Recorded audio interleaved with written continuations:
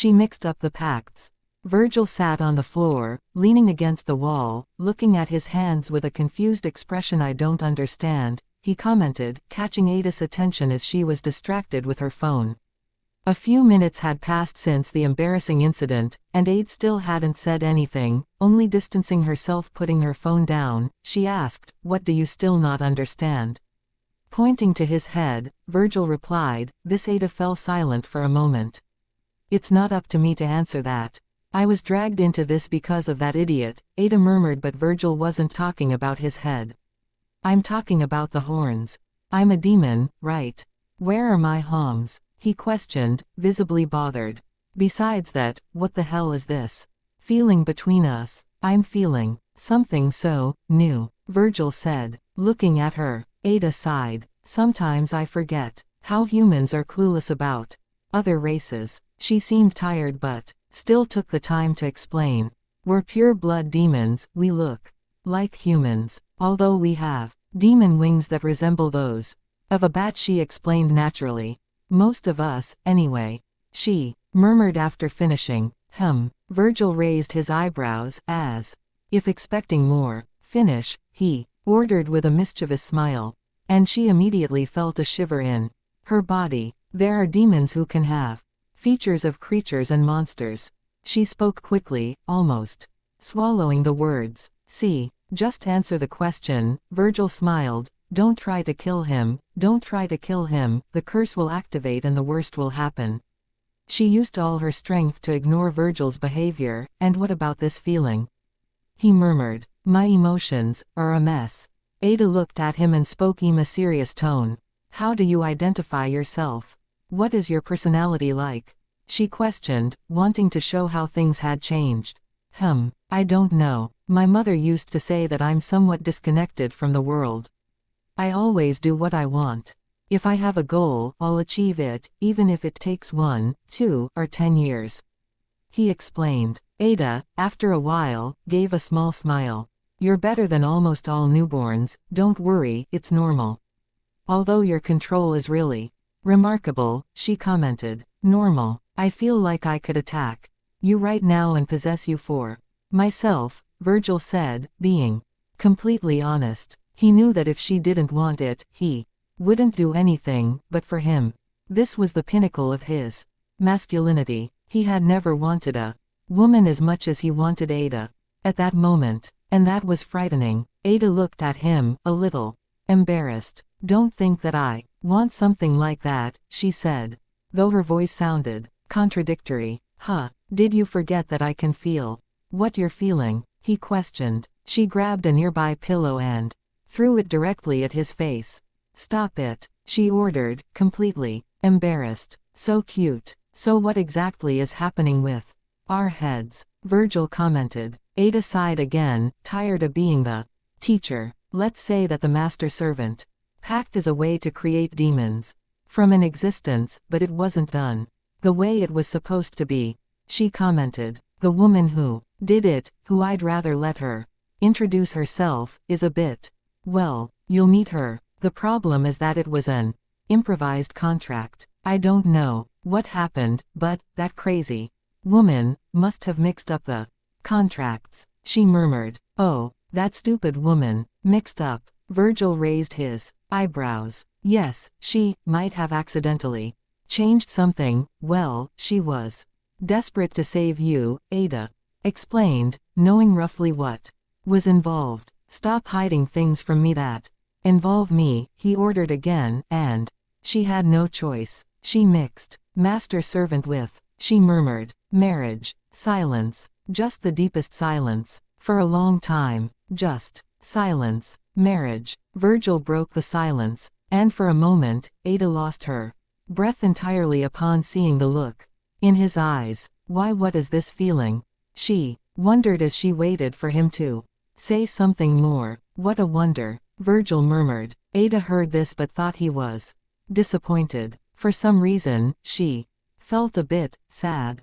She didn't even know where this intimacy they had created in just a few hours was coming from. "This is wonderful," Virgil said with a smile. "A beautiful woman, a happy man," he said, sounding Only, what? Ada stammered. Ada looked at Virgil, trying to process what he had just said. The AHOCK and confusion in her eyes were evident, and she struggled to find the right words. You're kidding, right? She asked, half incredulous, half hoping he was just trying to lighten the situation. Virgil, however, seemed completely serious, his smile only widening like a demon's. I'm not kidding, he replied with a mischievous tone. If the contract was mixed with a marriage one, it means that somehow we're connected in a way I didn't expect. And, well, it doesn't seem like a bad thing to me.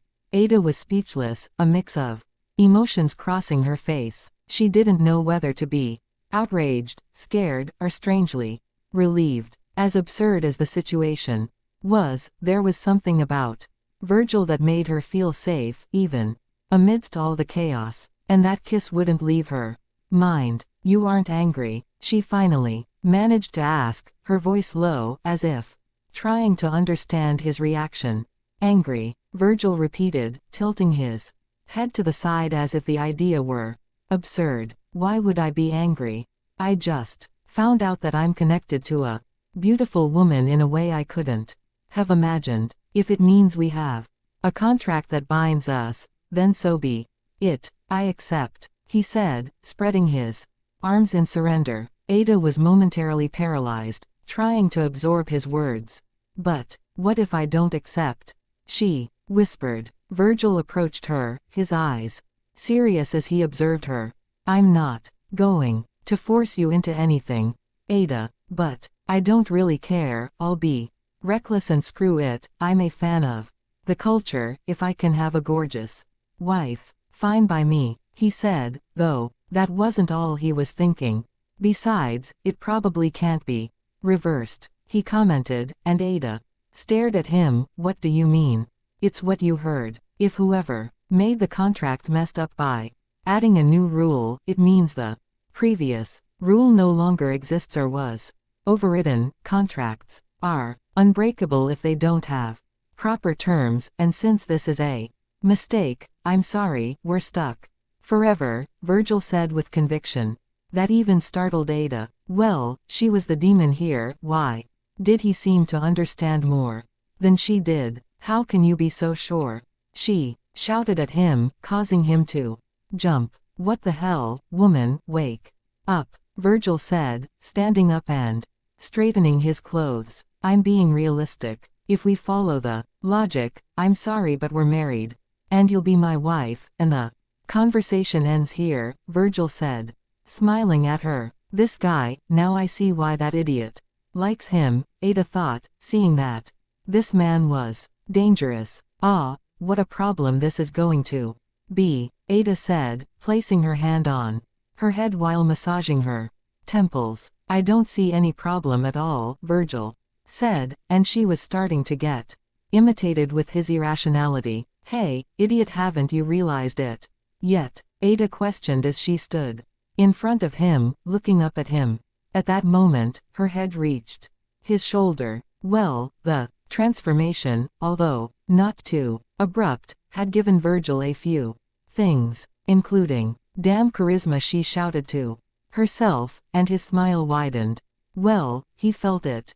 You damn idiot, don't you understand? It's not just me, she yelled, making Virgil's face turn curious. He took a few seconds to understand, until he focused on his head, until he felt something like a GPS pinpointing where he sensed two other people. They were in different locations that, well, he couldn't identify, as if they were entirely unknown places. His eyes widened, and he looked directly at Ada, who was somewhat embarrassed after he saw that she found him attractive. You're not saying that, he murmured, and she completed, yes.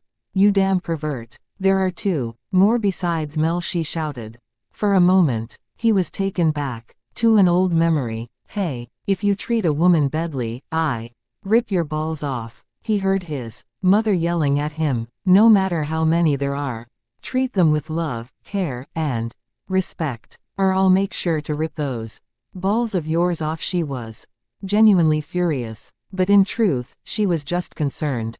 She approached the young man and looked deep into his eyes. Women are sacred relics, meant to be loved and protected. When you marry, I know you'll be a good man. But don't act like your father. Appreciate the woman you have. Even if it ends in divorce, she said. Shrugging, Virgil snapped back to the present.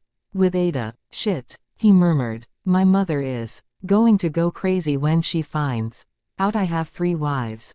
Virgil said, shattering any hope Ada had of getting through to this futureless man. I'm going to kill you, she said, thinking of a red-haired woman